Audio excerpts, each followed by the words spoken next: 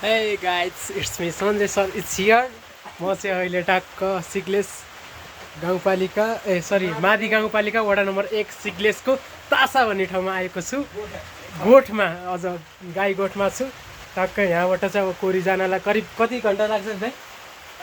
5 घन्टा जति अझै हिँड्नु पर्ने छ। पुरै टोटली हिँडेर यति मजा आयो कि हिँड्नलाई खुट्टा दुखे पनि मौसमले नि साथ दियो। पानी पर्यो पुरै झरीमा चप्लक्क ए भाइ आऊ हिँड भन्नुहुन्छ दाइ। म दाइसँग पछि हिँडेँ।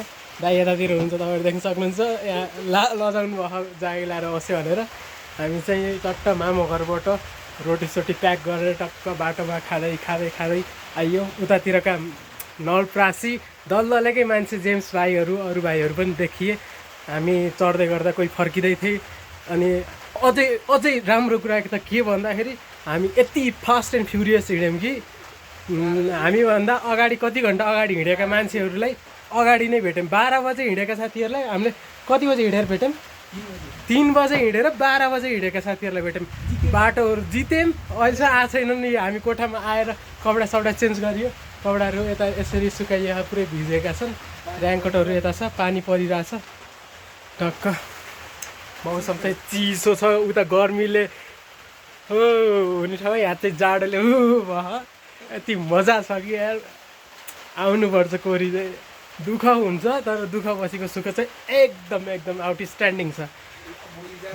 अब यति भन्दै भोलि बिहान कोरीको टक्क हिमाल मुनि चट्ट लाएर फुलको बगैँचामा भेटौँला। आजलाई यति नै। अब चाहिँ खानासाना खाने अनि आराम गर्ने। भोलि बिहान सायद 3 बजेतिर यहाँबाट हिँड्न सुरु गरियो भनेदेखि भोलि बिहान 6-7 बजेको सूर्योदय हेर्न पाइन्छ। अनि त्यसपछि त जन्नतमा आएरै भन्ने हुन्छ। यहाँबाट तपाईँहरू देख्न सक्नुहुन्छ। यस्तो सकिन्छ कि यस्तो ठाउँमा यस्तो उसमा पनि कसरी यत्रो संरचना। अनि त्यसपछि यो सब होइन यति हिँड्न त्यो हामी खाली ब्याग बोकेर आउने र अनि त्यसपछि यहाँ चाहिँ अहिले सबै यो टिन कसरी ल्यायो यार? आइएम सक्यो है। तल मिल्किरहेको पुरै यस्तो छ।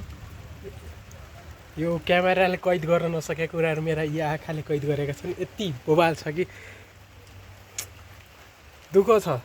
दुःख नभएको होइन तर हाय दामी मौसम पुरै चिसो छ।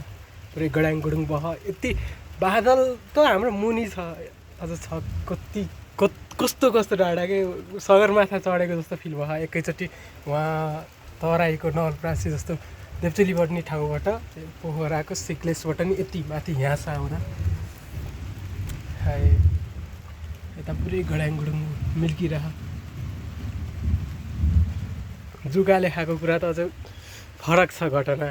जुकाले बाटो यति मजा त्यहाँ भोटेको कुरो छ। यति पुरै होटेलहरू यस्तो ठाउँमा नै प्याक छन्।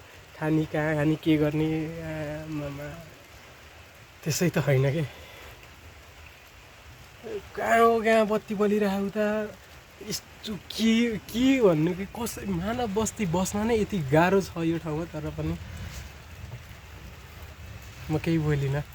यति राम्रो छ तर दुःख छ। दुःख अनुसारको पे अफ चाहिँ हुन्छ। दामी छ तर आउनुपर्छ एकचोटि फेरि पनि। कोरी यसपालि आइयो, अर्को वर्ष कुकुजे ताल भए पनि जानुपर्छ भन्ने चाहिँ मेरो अठोट छ।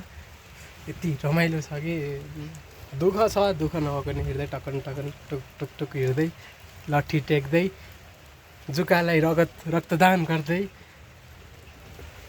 अझै बाटोमा भोलितिर म सट्ट यसो भ्लग बनाए जस्तो गर्छु। मिल्किरह कस्तो दामी देखिरह। रुम नम्बर यसरी छ। कोठा नम्बर 1 कोठा नम्बर 2 गरेर कोठाहरू रहेछन्। मान्छेहरू पुरै भिड छन्। हामी कोठा नम्बर 2मा बसेछौँ। मेरो चप्पल लाएर आएको थिएँ, चप्पल चुड्यो। जुत्तालाई चाहिँ झोला हालेछु अझै उस छ।